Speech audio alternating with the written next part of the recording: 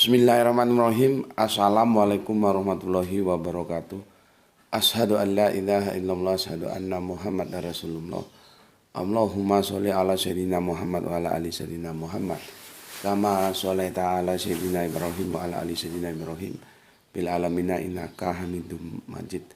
Sebelumnya kita panjatkan dahulu doa kepada Gusti Allah Ingkang Maha Agung untuk saudara-saudara kita yang telah bermurah hati memberikan sholawatnya kepada channel dakwah ini, sehingga channel ini dapat eksis hadir dalam ruang-ruang diskusi kalian semuanya dengan setia, ya.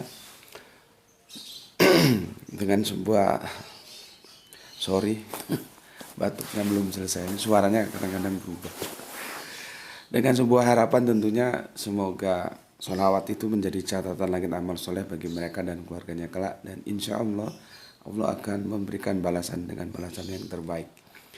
Berikut juga untuk seluruh power terkasihku dimanapun kalian berada, semoga selalu always selalu untuk tidak pernah never, ya, bertumbuh menjadi yang anti skip dan anti download. Bagi yang berkenan silahkan saja di share, tapi linknya silahkan di share. Jangan kamu unduh terus kamu potong-potong lalu kamu unggah ulang, jangan begitu. Kecuali untuk keperluan tertentu silahkan izin dulu via WA.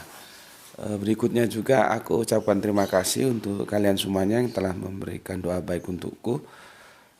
Aku tidak bisa sebutkan satu persatu, tapi semuanya lah, ya. Semoga kebaikan doamu untukku juga Gusti Allah curahkan untukmu. Sama saudara muslim sesama kita itu saling mendoakan yang terbaik. Dan semoga doa-doa kita adalah doa-doa yang diijabahi. Amin amin ya rabbal alamin.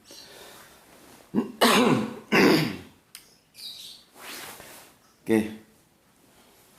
Mengusir dingin dulu. Bismillahirrahmanirrahim.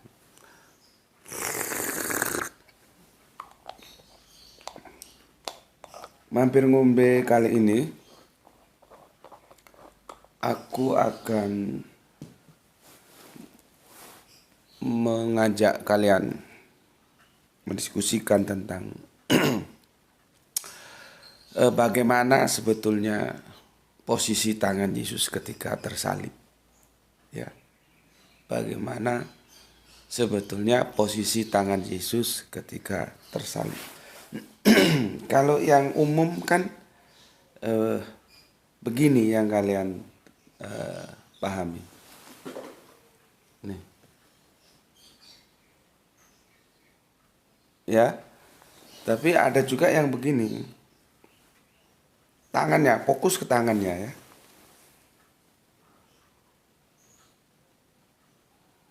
Oke, ya.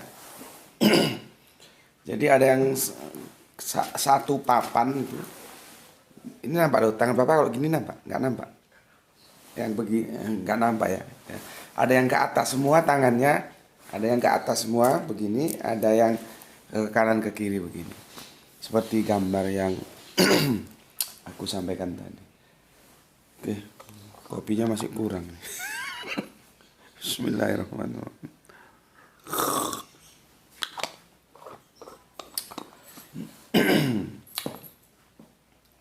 Jadi sebetulnya posisi tangan Yesus itu gimana sih ketika tersalib? Itu kan satu peristiwa yang sama, ya. Sebelum kita mendiskusikan dengan ringan, ya, aku bacakan dulu komen yang masuk dari kajian yang kemarin, ya, menanti kejujuran ijazah di antara administrasi dan filosofi. Pertama dari yang punya Yogyakarta, ini Kang Mas Edi Margono. Tidak harus menunjukkan ijazah.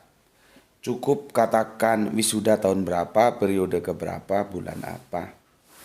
Semua mahasiswa yang diwisuda pada saat itu kan punya buku wisuda. Isinya seluruh mahasiswa yang diwisuda dari segala jurusan, jadi mudah ngeceknya.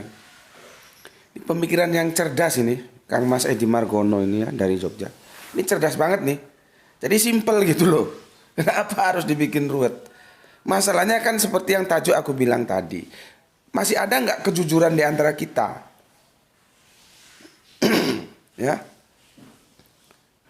Sesuatu sebetulnya yang bisa diselesaikan, ya kalau salah ya seleh, kata orang Jawa bilang. Sekarang ini kan dalam nilai-nilai humanisme kita, kejujuran itu menjadi barang mahal. Itulah sebabnya ketika ada seseorang yang masuk Islam, kemudian tanya kepada Kanjeng Nabi, apa yang tidak boleh? Kanjeng Nabi nggak macam-macam. Cuman satu pesannya, jangan bohong. Dan yang si mu'alaf ini dengan gembiranya dia bilang, waduh enak, cuman syaratnya nggak boleh bohong. Gitu. Karena dia tidak mengerti implikasi dari jangan bohong itu, artinya kamu hidup jujur. Dan ketika hidup jujur itu banyak hal-hal yang harus diperjuangkan. Supaya kita tetap jujur, on the track. Gitu loh. Ya. Jadi apa yang disampaikan Kang Mas Edi Margono ini sangat cerdas ya. Simple dan cerdas, gak perlu biaya kan. Seperti aku kan punya buku wisuda itu. Kan kita kalau habis wisuda terus dapat masing-masing dapat buku dan itu ada jurusan apa, masuk angkatan tahun berapa, siapa saja, fakultas apa itu lengkap. Gitu. Ya. Simple. Ya. Nggak perlu harus ke pengadilan sih sebetulnya masalah-masalah begini. Kalau memang diniati dengan kejujuran. Makanya kan tajuknya kan seperti lagu yang dibawakan oleh God Bless ya. Kita ini menanti kejujuran. Kita tidak memvonis mana yang tidak jujur atas dua informasi yang berbeda dari sebuah peristiwa yang sama, itu masalah. Ya. Itu masalah. Apalagi kan begini, seseorang ketika seperti aku nih ya, ketika aku masuk ke dunia virtual, itu dunia publik. Artinya aku harus menjadikan hatiku itu lautan, samudra, bisa menampung segala macam tanggapan, responsibility dari publik. Gitu loh. Jadi jangan maunya disanjung-sanjung saja, terus seneng. Tapi nanti kalau ada yang menyerang, kan nggak jarang juga. Terus kita ogah-ogahan, nggak, sudah tanggapi biasa-biasa saja. Karena kita sudah berniat masuk ke ranah publik. Begitu juga ketika seseorang menjadi tokoh publik, entah itu artis, politisi, segala macam lah. Dia harus siap-siap dibidik oleh publik. Itu hukum sosial begitu, sederhana gitu loh. Ngapain kok dibuat ribet? Ini Kang Mas kita dari Jogja sudah memberikan solusi. Lihat saja buku wisudanya itu kan selesai sudah. Nggak harus kemana-mana akhirnya. Kalau gini kita kan sama-sama menanti kejujuran itu loh. Ya. Belum lagi ketika dia dibidik. Dibidik dalam perspektif administratif dan perspektif filosofi itu beda. Yang ideal itu dua-duanya digabung. Filosofi dan administrasi menjadi sama. Satu dalam sebuah tarikan napas. Tapi kalau memang harus memilih, aku orang yang praktisi, aku lebih melihat kepada sudut pandang filosofi. Lu punya ijazah, nggak punya ijazah bukan urusan gue, tapi lu bisa kerja nggak? Gitu. Lu punya SIM, nggak punya SIM bukan urusan gue, tapi lu bisa setir nggak? Gitu. Kalau memang harus memilih, tapi idealnya nggak begitu. Idealnya filosofis dan administrasi itu harus bergabung. Syariah dan hakikat itu harus bergabung. Gitu, ya. Oke. Kemudian Mas Isdianto PPTK, oke, terima kasih. Alhamdulillah Gus, Sidang Manik hadir nyimak kajiannya, sangat setuju kita harus menjunjung tinggi kejujuran. Terlepas dari posisi kita rakyat maupun pemimpin, dan semoga selalu Gus dan mudah mendapatkan rezeki yang barokah. Amin amin ya rabbal alamin. Begitu juga doaku untukmu Kang Mas, untuk semua keluarga Sidang Manik. Ya, seperti yang dipesankan, kejujuran itu harus dipegang teguh. Berikutnya Bapak kita semoga selalu sehat di usia senjanya, melalui senja kehidupan dengan hati yang selalu bergembira, taat kepada Gusti Allah Kamu Agung, dan masih semangat untuk belajar, yaitu Bapak kita, sesepuh kita Bapak Ikhwan Tamim yang punya Tangerang. Alhamdulillah bisa ngaji. Salam Isra untuk semuanya. Semoga Allah mencurahkan rahmatnya untuk kita semua, khususan buat Tuan Guruku GM. Matur nuwun, terima kasih Bapak atas doa-doa baiknya. Semoga kebaikan doa itu juga tercurahkan untuk Bapak dan keluarga semua di Tangerang. Dan salam Isra-nya subhanallah. Islam rasional, Isra. Kita di sini berpikir bukan pokoknya, ya. Kemudian Kang Mas Halim Rais, Assalamualaikum, waalaikumsalam. Salam Isra juga untukmu. Ambon izin mengaji dan sehat selalu Tuan Guru, amin ya Allah. Oke. Berikutnya yang punya Kalimantan ini. Assalamualaikum, waalaikumsalam. Samarinda nyimak mirip filosofi yang pernah diujarkan saya Gus. Manusia punya rencana, Allah punya kuasa. Salam Isra juga untukmu. Salam untuk semua keluarga yang ada di Borneo. Iya, betul itu. Kita punya rencana tapi Allah punya kuasa. Mungkin rencanamu akan menutupi kebohonganmu, pasti dengan kebohongan yang lain. Tapi kalau sudah Allah bukakan kebohongan itu, siapa yang bisa menutupi? Sama seperti sahabatku almarhum Ustadz Aresi, dia bilang, mesti dia gampang seloroh sama aku gitu. Jenengan bilang aku baik kan karena Gusti Allah masih menutupi aibku. Ya, yang semoga Allah merahmati tidur pandang. Beliau sahabatku berjuang di dunia akademik ya. Diskusi-diskusi di kampus-kampus juga di lapangan ya, tapi kebanyakan kalau aku sama dia itu tandemnya itu di kampus ketika kan Arimatea advokasi, rehabilitasi, imunisasi, akidah terpadu, efektif dan aktual.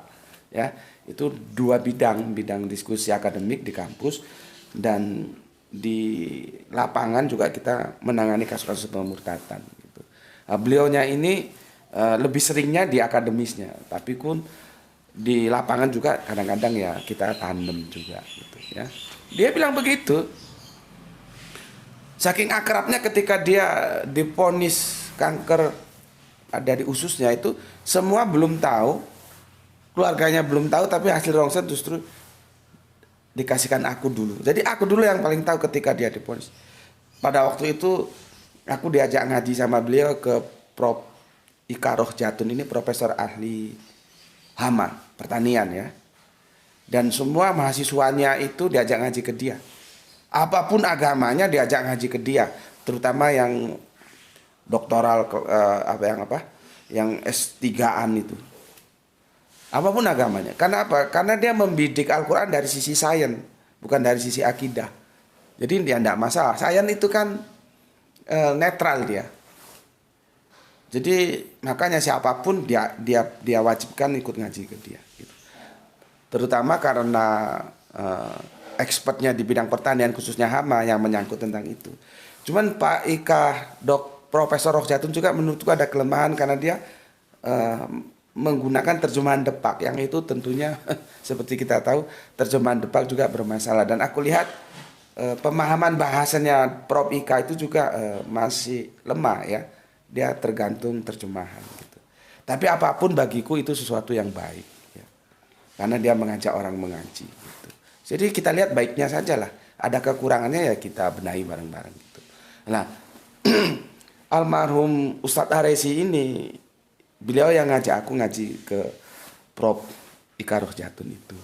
Nah, ketika ngaji selesai, aku dipanggil di sudut gitu, ditunjukkan, Mas ini siapa-siapa belum tahu loh, Mas yang saya kasih tahu dulu. Nah, aku ya kaget. Bagaimana sahabat dakwah berjuang di jalan Allah terponis kanker usus. Ya. Nah, dia sering bilang begitu. Mas kan bilang saya memuja-muja saya karena Allah masih melindungi aib saya. Gitu. Sama yang dikatakan Mas Penghorbi Borneo. Kita punya rencana tapi Allah punya kuasa.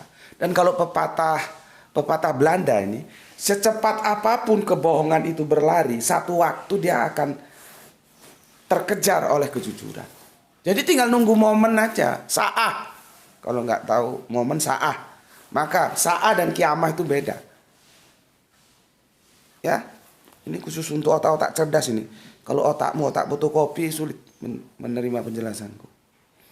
Oke, terima kasih untuk Kang Mas penghobi Borneo. Ya, kita lanjutkan ke soleha kita Gispati yang ada di Palu. Alhamdulillah Palu hadir Tuan Guru. Salam Isra juga untukmu. Kemudian soleha kita yang semoga tetap eksis dalam Islam sampai menutup mata. Luisa Adriana. Assalamualaikum, waalaikumsalam warahmatullahi wabarakatuh. Kemudian soleha kita dari Bogor, dari puncak gunung dari Bogor. Asilah Mumu. Oke, hadir nyimak, monggo. Silahkan ya. Dan mengetik apa ini? Pabia ala irobikum tukaziban. Selamat berpikir pekan. Selamat berakhir pekan dan jangan lupa bersyukur. Iya. Mana lagi yang mau didustakan? Atau nuhun sadayana untuk asilah mumu. Ya, berikutnya ini I-nya 2 dia. Imah. Assalamualaikum, waalaikumsalam. Jakarta hadir. JM salam Isra, anti skip, anti busuk, semangat Gus. Oke, matur nuwun. Salam untuk keluarga yang ada di Jakarta. Kemudian beli putu suasana. Assalamualaikum, waalaikumsalam. Nyimak Gus, sehat selalu. Oke, terima kasih. Kemudian Kang Mas Rizal Wahyu Rembang selalu hadir Gus. Oke, terima kasih. Semoga tugas-tugas kuliahnya bisa kelar ya. Kang Mas Wahyu 72 yang punya Brebes. Assalamualaikum, waalaikumsalam. Brebes hadir nyimak Gus. Salam Isra juga untukmu. Alhamdulillah ya. Kita sudah terbiasa dengan solokan Isra dan semoga dari keterbiasaan menjadi selokan itu bukan selokan, selokan. Takutnya keliru ya. Menjadi jargon gitulah ya. Setelah dia menjadi familiar, jargon kita, dia akan menjadi kerangka hidup berpikir kita. Islam rasional. Karena perintah Al-Quran begitu. Apakah kamu tidak berpikir? Kan gitu. Kan kalau itu kan bahasa retorik, kalau dibalik, lu mikir dong. Kan sudah gue kasih otak. Gitu. Masa lu pakai dengkul terus? Nah, kira-kira gitulah ya. Kalau bahasa gue nih. Oke, dari Kang Mas Wahyu kita Kang Mas Irfan Al-Kebal. Kerinci Jambi masih memonitor. Oke, matur thank you untuk Sam Irfan Al-Akbar. Kita lanjutkan yang punya Bulak Sumur Yogyakarta, Kang Mas Mustafa Ibrahim. Dari perspektif manapun yang namanya bohong jelas salah. Satu kebohongan menimbulkan kebohongan yang lain. Nah, seperti yang tadi gue bilang. Pendek kata, bohong itu rumit, jujur itu sederhana. Salam dari kampus biru Ngayogyakarta. Lihat itu. Bohong itu rumit karena dia untuk menutupi kebohongannya perlu kebohongan baru. Kalau jujur apa adanya. Makanya aku mengambil sikap jujur apa adanya, blak-blakan. Gitu. Aku nggak ada beban gitu loh.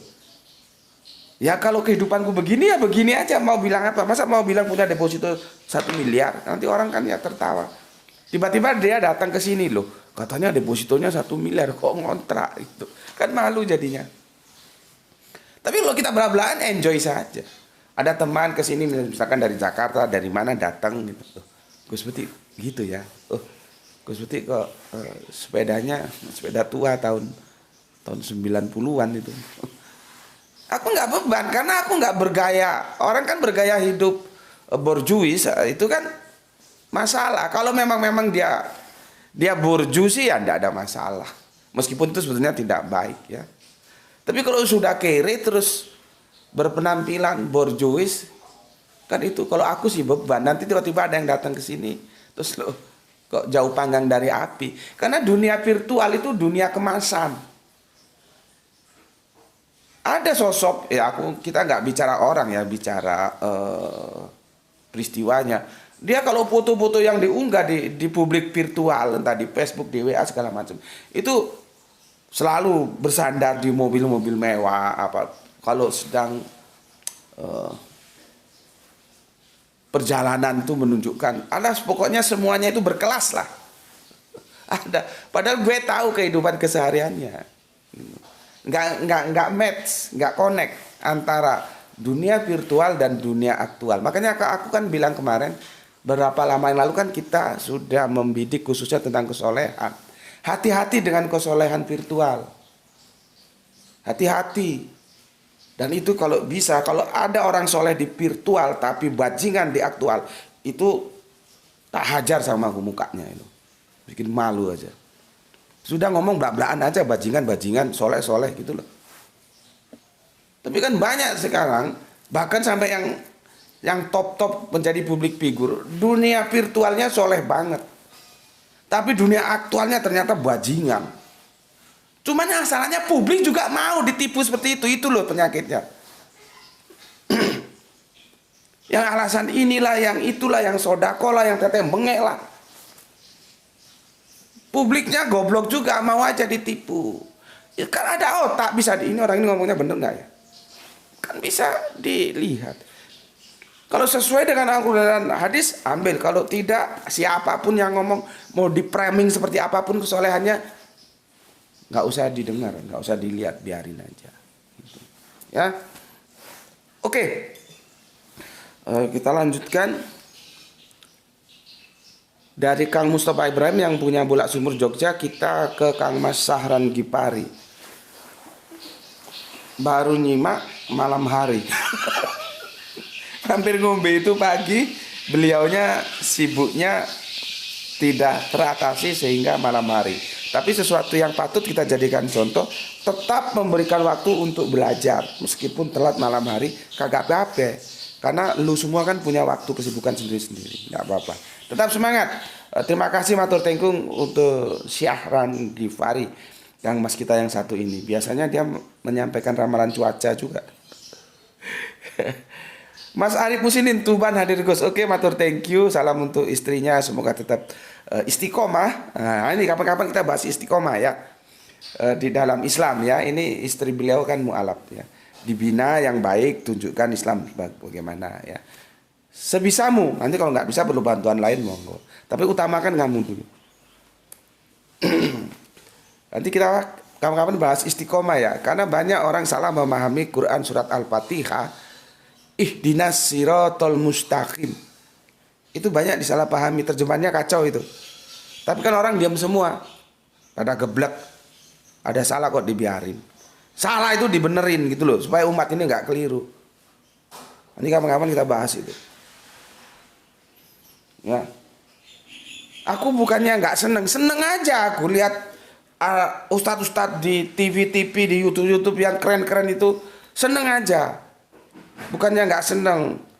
Yang hafal Al-Quran ini begini, terus ini begitu, ayat ini begini, begitu.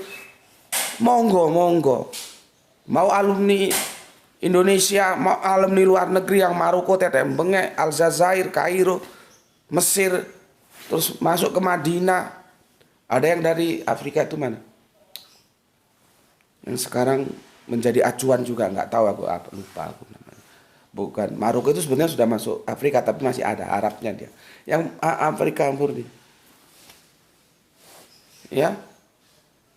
Nggak apa-apa begitu, tapi kenapa ada masalah terjemahan seperti ini kok dibiarin saja? Apa mereka nggak ngerti kira-kira ya? Belajar bahasa Arabiun berapa lama di sana? Kok gobloknya nggak hilang-hilang? Ya. Oke, Kang Hari Sunandar terima kasih. Kemudian Imah. Bicara kejujuran tentang ijazah, kita lihat dulu dari segi siapa yang nuduh, endingnya aja kita tunggu. Banyak modus kadrun ya. Ya kalau kamu fair, jangan siapa yang nuduh, siapa yang dituduh juga kamu lihat, ini goblok juga ini. Dilihat dua-duanya, yang nuduh siapa, yang dituduh siapa, itu fair. Kok kamu bicarakan siapa yang nuduh aja? Ngaji di sini berapa lama kok masih goblok aja?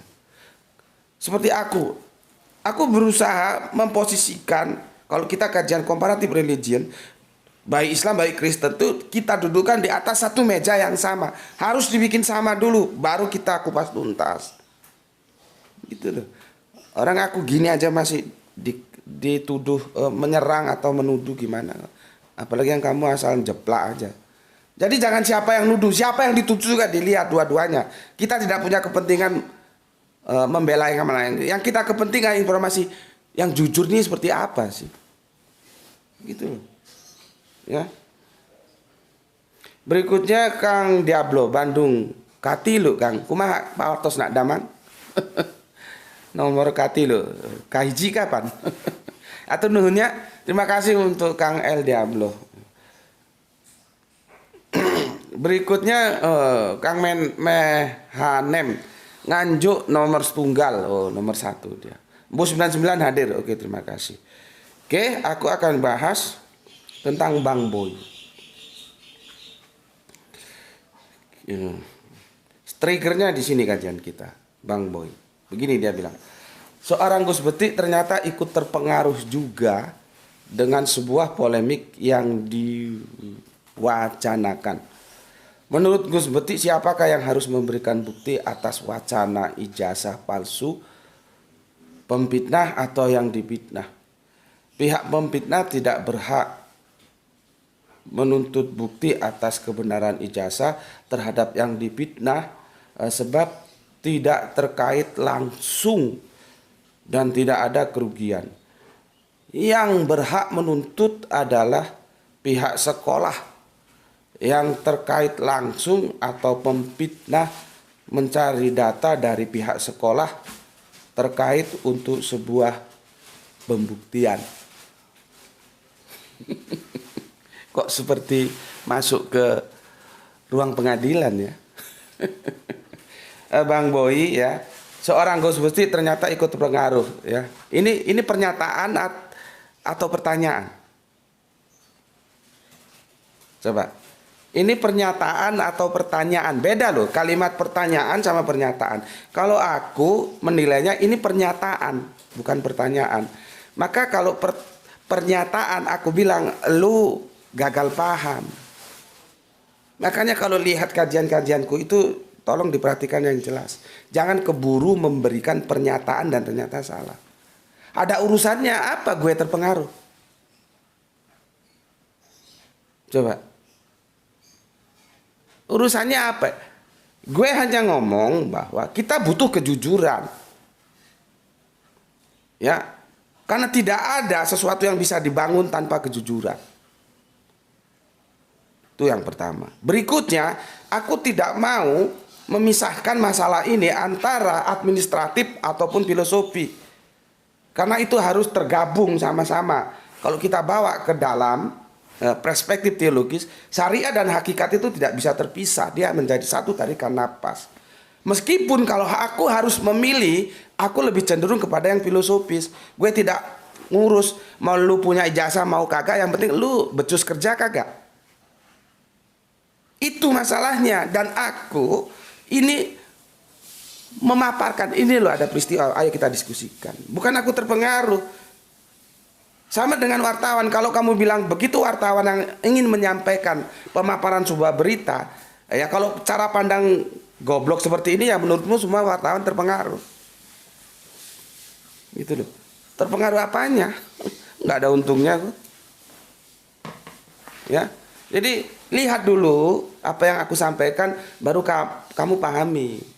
Jangan keburu memberikan pernyataan apalagi ternyata fatal dan keliru. Nggak ada terpengaruhnya, terpengaruh apa? Ya, karena apa? Ini yang kamu perlu garis bawahi dan semuanya juga perlu memperhatikan kata-kataku. Ya. Kerangka berpikirnya di sini, rasionalitasnya di sini.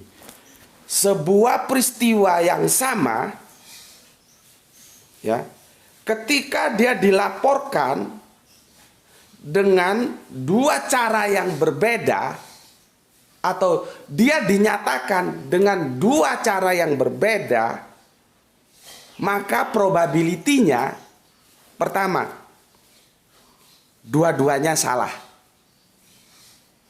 Ya. Yang kedua, yang satu salah, yang satu benar. Yang ketiga, tidak mungkin dua-duanya benar.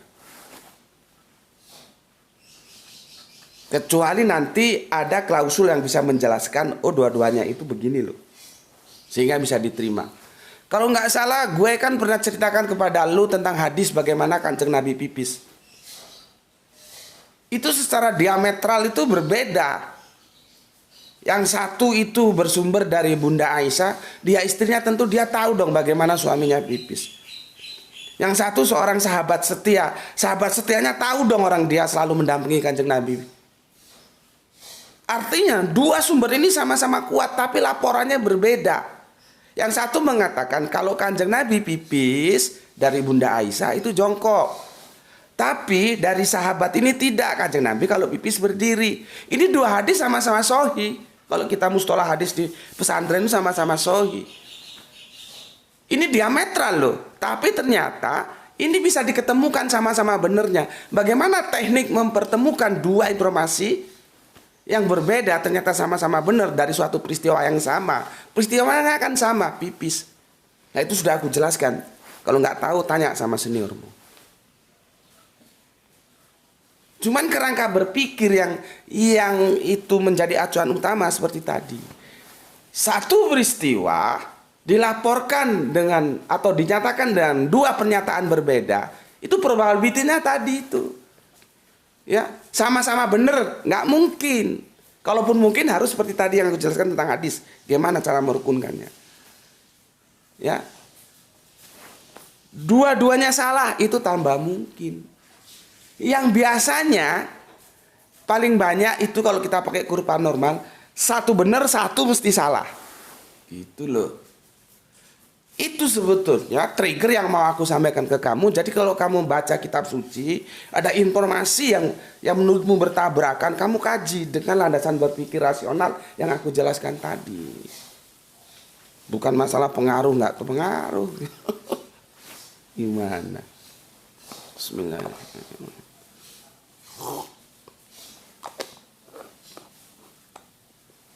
Kita kembali, aku juga pernah bahas.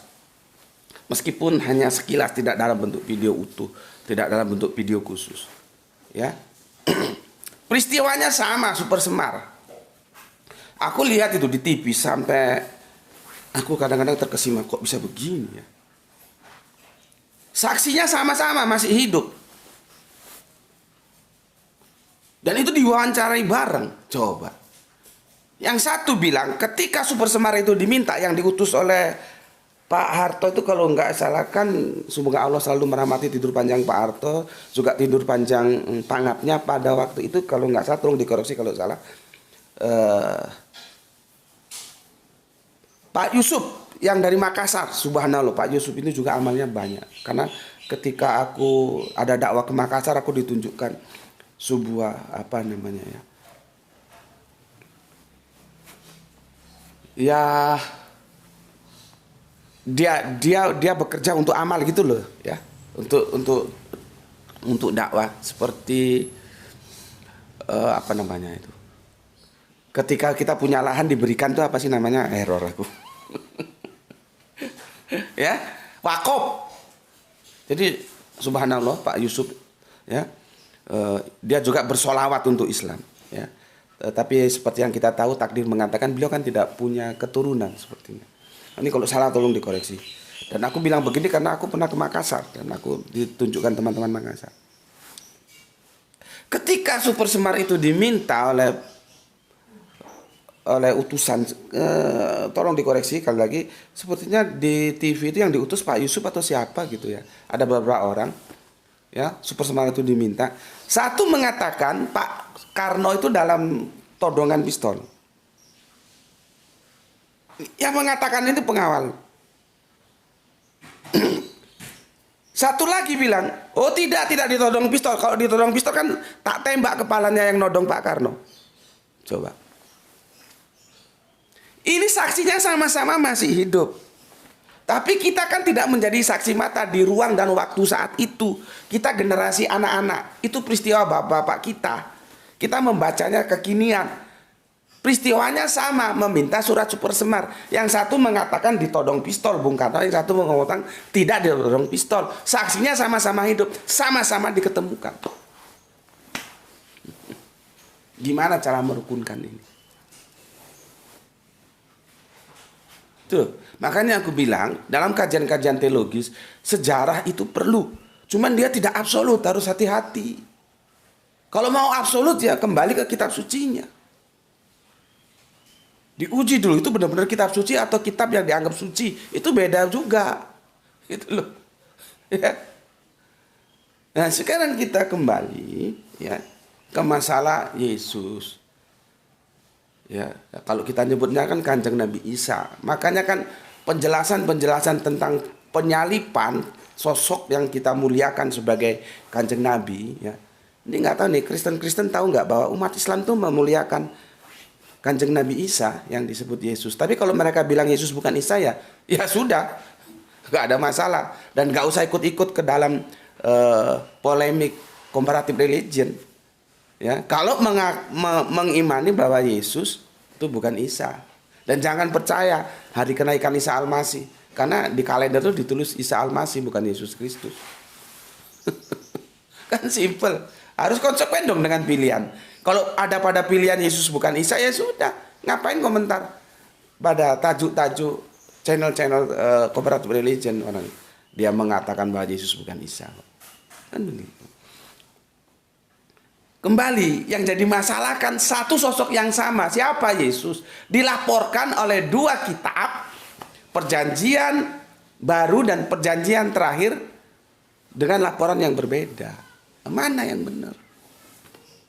Gak mungkin dua-duanya sama benarnya. Itu tuh. Nah sekarang, sorry aku minum dulu. Ini listriknya mati. Mungkin gelap nanti anunya apa? Videonya, tapi yang jelas audionya insya Allah lancar ya. Bismillahirrahmanirrahim.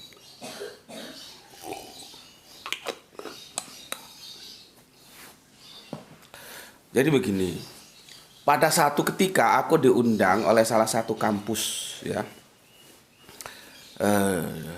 Sebetulnya bukan aku yang diundang. Yang diundang itu adalah almarhum sahabat karibku yang semoga Allah merahmati tidur panjangnya, Ustadz Aresi diundang untuk mengadakan dialog lintas iman. Itu seperti BEM atau apa gitulah, apa LDK gitu kurang tahu aku. Yang diundang bukan aku. Beliaunya mengajak aku untuk mendampingi. Karena kebetulan beliau itu menjadi penasehat alma mater gitu loh di situ. Beliaunya juga orang eksak tapi dia sipil, aku industri. Gitu. Jadi match lah, kerangka berpikir orang eksak itu kan cenderung terukur dan simpel gitu loh ya. Tapi bukan berarti ilmu sosial nggak penting juga. Nah aku disuruh mendampingi beliau. Ya aku oke lah gitu. Nah, aku mendampingi beliau. Pada waktu itu diskusinya dengan udah doktor atau belum ya nggak tahu aku. Sepertinya sudah. Dan dia dosen ya. Alumni Amerika juga gitu. Alumni Amerika.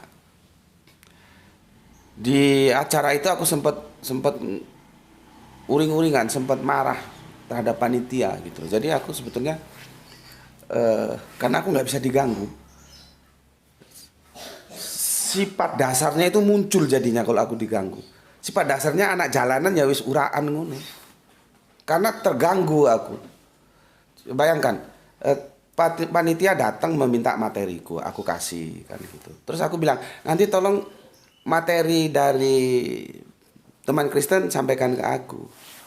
Ya Pak, nanti kami sampaikan. Ternyata nggak disampaikan. Ya sudah. Ya. Terus pada waktu itu laptop masih barang mewah. Barang mewah. Aku masih punya komputer Pentium 3 dan itu pun hasil dari, kan aku pernah nulis buku yang Benang Merah Agama Samawi dan Injil Menjanjikan Islam itu. Bible Menjanjikan Islam, bukan Injil. Bible Menjanjikan Islam. Dari situ kan ada donatur terus ya seperti saling memberi lah ya. Dia mendukung, kan itu kita cetak terbatas. Ya, salah satu hasilnya ya komputer Pentium 3 aku masih ingat. Masih monitornya masih yang gede, yang gendut itu. Kok sekarang kan sudah tipis-tipis seperti ini. Ya. Aku bilang aku siapin laptop. Ya. Setelah aku sampai sana, materi dari teman Kristen nggak disampaikan ke aku, laptop tidak ada. Padahal dulu aku belum begini. Aku masih membuat kajian itu di flash disk dan nanti aku buka di laptop. Terus ada laptop dan itu tidak bisa aku pegang juga, harus ada operator karena dipakai bareng-bareng. Aku itu sudah menahan amarahku, ya, tapi akhirnya muntah dan marah dan akhirnya karakter aslinya muncul. Padahal mau berangkat itu aku sudah mendinginkan hatiku supaya tampil cool, calm, confident, karena dan aku harus terima kritikan dari teman-teman. Di diskusi-diskusi sebelumnya aku tampil terlalu jalanan, terlalu garang gitu loh. Dan itu tidak baik dalam dakwah. Karena seseorang kalau kita singgung, kita serang, kita sudutkan terus, dia justru tidak akan menerima dakwah kita, justru akan resisten, akan menolak. Dan aku belajar dari itu. Aku masih ingat, aku mau berangkat itu, aku masih nyetel lagunya Bruri. Kan ku cari jalan yang sepi untuk menghindar darimu. Aku nyetel lagu-lagu Bruri supaya aku nanti fight itu dalam kondisi cool, calm, confident. Ya, biarkan rembulan bicara, gitu. Biarkan. Aku nyetel lagu itu, tapi dengan kondisi seperti yang aku bilang tadi, di sana semua rusak. Akhirnya Koco yang asli, Gus Betik yang asli yang timbul. Sudah, main babat aja akhirnya. Aku lebih jengkel itu ketika aku minta ayat, aku minta misalnya Perjanjian Lama, kitab Kejadian pasal 10 ayat 2. Dia buka yang lain, apa gak marah aku? Itu yang men-trigger aku, akhirnya lost control. Ya sudah, original teksnya muncul, karakter aslinya muncul. Nah, pada waktu itu aku sedang diskusi, ternyata hadir juga sosok Bapak Pendeta. Aku sudah berteman baik dengan dia, berteman baik. Cuman dia sebagai mustami hadirin, ya. Dan dia yang membedah bukuku beberapa tahun yang lalu.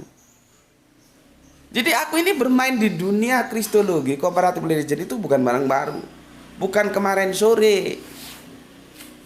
Jadi kalau ada anjing-anjing kurapan terus masuk terus kaing-kaing, ya masa aku mau layani, ya sudah, anggap anak kecil aja. Seperti kamu kalau ada anak kecil, masa mau kamu layani kan, ya enggak. Kalau kamu SMA ya sama SMA, kuliah sama kuliah gitu. Kalau kamu anak kecil ya diomongin 1-2 kali kalau bisa. Nggak bisa sudah. Dia kan perlu tempat gitu loh, perlu panggung, ya dia mau manggung di sini, ya biarin saja. Kalau kalian mau didengarin, kalau enggak ya sudah.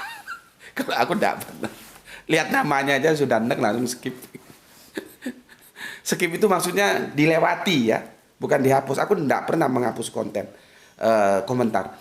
Ada salah satu komentar yang aku hapus dan itu bukan dari Kristen, dari Islam, karena itu enggak pantas. Pernah aku hapus itu.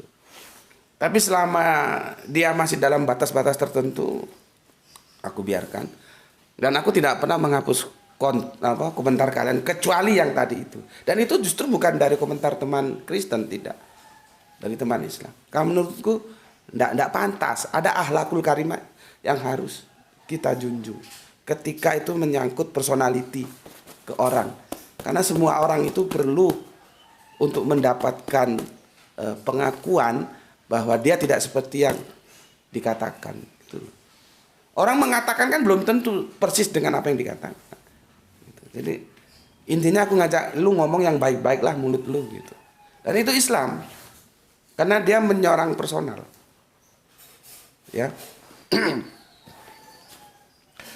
Berikutnya ketika di perdebatan itu ya kan Pak Pendeta yang dulu membedah bukuku itu mustami.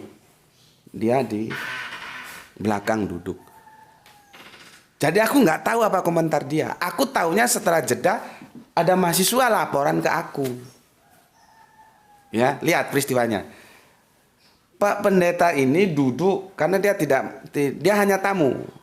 Yang dulu pernah membedah bukuku di kampus yang lain gitu ya. Nah, jadi aku sama dia sudah berteman baik, sudah kenal ya. Di sampingnya ada mahasiswa, dan mahasiswa ini sama aku kan banyak berteman dengan mahasiswi sudah tidak ada sudah menjadi keluarga gitu loh. Dia sering main ke rumah gitu ya. Kadang-kadang sama pacarnya juga ke rumah, terus kita ngobrol bareng. Yang enggak apa-apa, yang penting harus taat. syariah gitu ya. Dan saking ketatnya dia kalau kesini ya bawa sepeda sendiri-sendiri. Jadi nggak digonceng gitu ya. Anaknya taat anaknya ya. Jadi kalau main ke rumah sama pacarnya itu ya pacarnya sepedaan sendiri, dia sepeda sendiri gitu. Nah, dia tentunya laporan ke aku ya.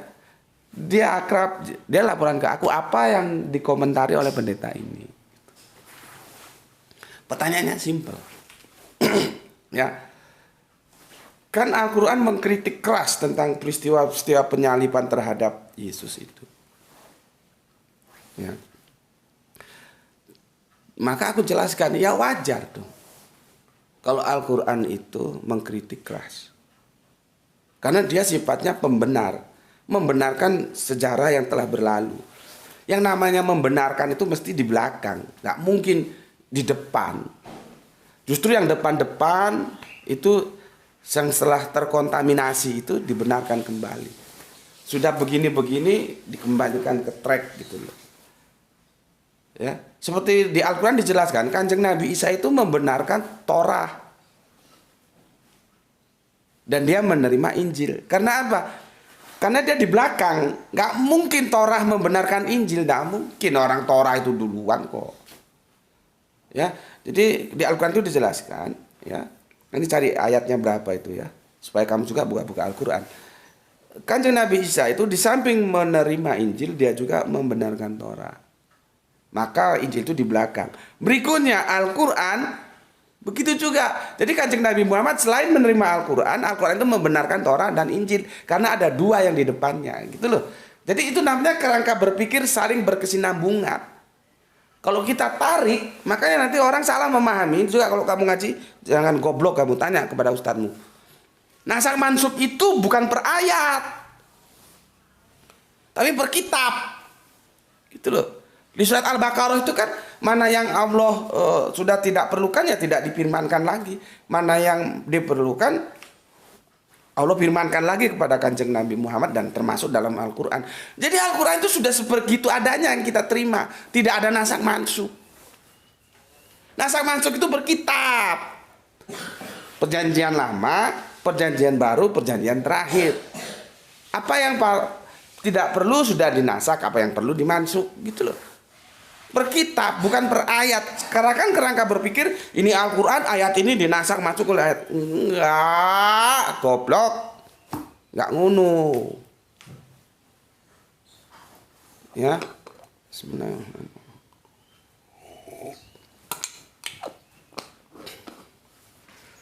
Ya teman-teman Kristen keberatan terhadap komentar Al-Quran bagaimana mengkritik penyaliban itu aku kira juga wajar.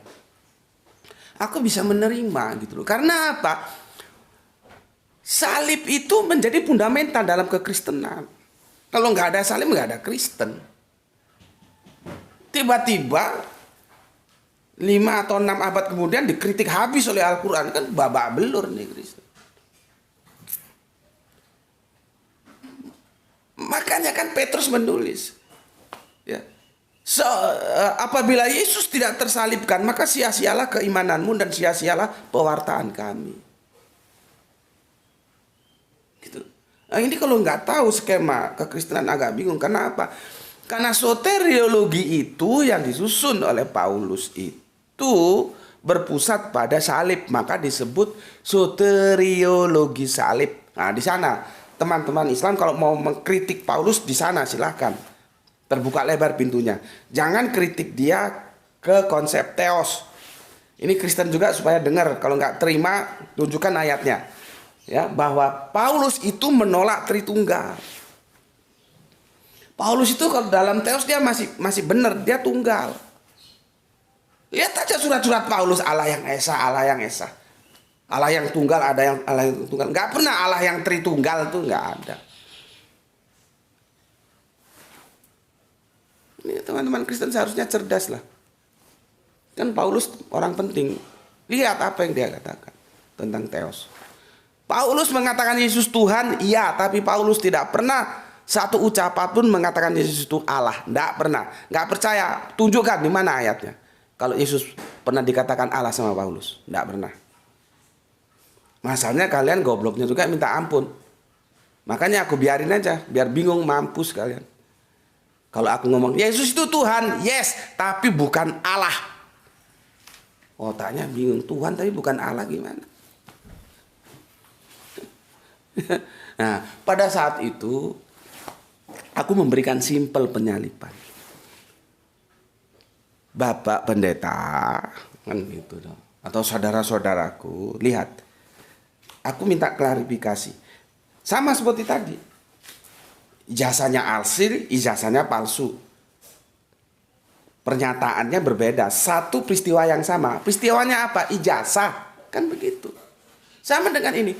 Peristiwanya sama. Apa? Penyalipan. Dinyatakan, dilaporkan dengan dua informasi yang berbeda. Yang satu tangannya begini, yang satu tangannya begini. Aku tunjukkan lagi mumpung itu ada di sini. Lihat ini gambarnya. Yang satu tangannya begini. Fokus ke tangannya. Yang satu tangannya begini. Fokus ya. Nah, sekarang aku tanya, Pak, tolong yang benar itu Yesus itu disalib tangannya itu begini atau begini? Karena ini kan satu peristiwa yang sama, dilaporkan dengan dua pelaporan yang berbeda. Tidak mungkin dua-duanya benar. Dua-duanya salah malah mungkin. Atau satu benar, satu salah. Tidak mungkin, Pak. Logik mengatakan dua-duanya benar, tidak mungkin. Kecuali ada hal-hal yang bisa menjelaskan supaya dua-duanya benar. Gimana menjelaskannya? Tapi yang paling dominan dua-duanya salah itu mungkin. Jadi dua-duanya benar nggak mungkin. Dua-duanya salah itu sangat mungkin. Satu benar satu salah itu juga mungkin. Pendetanya nggak bisa jawab. Kan peristiwanya sama. Pada waktu itu kan sama-sama ngeliat dong. Tangannya begini atau begini. Kenapa jadi berbeda satu begini satu begini? Coba yang ngelukis itu kita panggil ke depan. Lu ngelukis dari mana? Terus kita tarik sumbernya sampai lari ke tahun 30-an karena Yesus itu mengangkat peristiwa penyaliban itu usia 33. Punya nggak sejarah dari mulai si pelukis itu? Ini dilukis nih ya. Sumbernya dari mana dia? Kita tarik kalau mustolah hadis itu mangkul, menyandar dari informasi dari siapa dia? Dari si A, dari si B, dari si C, dari si D sampai nanti ke informasi abad 30-an Masehi. Gimana tangan Yesus tersalib? Terus aku bilang, dalam hal posisi tangan saja Pak, itu sudah centang perenang nggak karuan, sudah nggak valid informasinya. Belum lagi hal-hal yang lain. Jadi sangat wajar kalau Al-Quran mengkritik penyaliban Yesus itu. Terlepas dari unsur-unsur lain yang pernah aku jelaskan loh ya. Aku jelaskan kenapa Rafa'a yang disalah pahami oleh teman-teman diangkat tuh seolah-olah Yesus diangkat ke langit nanti turun lagi kan. Bodoh yang tak berkesudahan itu. Ya. Selain itu ya kita lihat posisi teknisnya saja lah. Alhamdulillah sudah hidup. Ya. Kan berbeda itu penyalib tangannya begitu. Ya. Nah tiba-tiba mereka tidak bisa jawab karena faktanya seperti itu. Setelah jeda istirahat kita yang Islam sholat duhur kan di tengah diskusi itu mahasiswa yang tadi aku bilang itu datang ke aku karena dia dengar ketika di depan forum itu narasumber Kristennya nggak bisa memberikan jawaban, justru Pak Pendeta yang membedah bukuku yang duduk di belakang tadi itu dia jawab. Jawabannya sungguh mengejutkan gitu. Aku tahu dari mana? Dari laporan mahasiswa yang ada di belakangnya gitu. Karena mahasiswaku ini kan itu kok yang diskusi sama Gus Beti yang dulu membedah bukunya. Langsung dia selalu dekat gitu loh. Ya bikin kenal, bikin apa mahasiswa kan begitu. Ya. Bukan dekat dalam arti apa ya, bikin kenal aja, menjalin persahabatan silaturahmi gitu. Pendeta ini mengomentari dengan komentar yang sangat mengejutkan. Jawabnya apa? Yang penting kan disalib. Sampai di sini dulu diskusi kita, semoga bermanfaat. Ya, kalian bisa nilai sendiri. Jawaban seperti itu harus kita sikapi seperti apa. Yang penting kan disalib gitu. Oke, untuk saudara-saudaraku semuanya ya, yang Islam, jaga Allah, jaga Kanjeng Nabi, jaga Al-Qur'an, jaga menjadi bingkai imanmu. Tapi tetap memberi hormat kepada saudara-saudara kita yang memilih jalan lain. Kalau ada perbedaan, bawa ke dalam meja diskusi ya, dengan kedewasaan, tidak perlu menghina, tidak perlu menghujat, karena itu menjadi pilihan kita masing-masing. Ya, karena dakwah itu tidak mungkin sampai kepada orang yang kita hujat, tidak mungkin. Ya, ya kita kalau beda aja, gitu. Nggak usah harus menghujat. Dan itu menunjukkan kelasmu, kamu orang yang punya kerangka berpikir dewasa akademik, dan kamu orang yang punya agama. Kalau orang punya agama itu dia nggak akan menghujat, karena tidak ada agama mengajar pengikutnya untuk menghujat agama lain, itu tidak ada. Ya, oke. Aku doa untuk kalian semua, kalian juga berdoa untuk aku. Semoga kita sama-sama mendapatkan keberuntungan, rezeki yang barokah dan kesehatan yang prima sehingga bisa melanjutkan kajian kita sebagaimana waktu-waktu yang lalu. Sampai ketemu nanti di kajian utama kita senja hari ya. Bismillahirrahmanirrahim. Alhamdulillahirabbil alamin.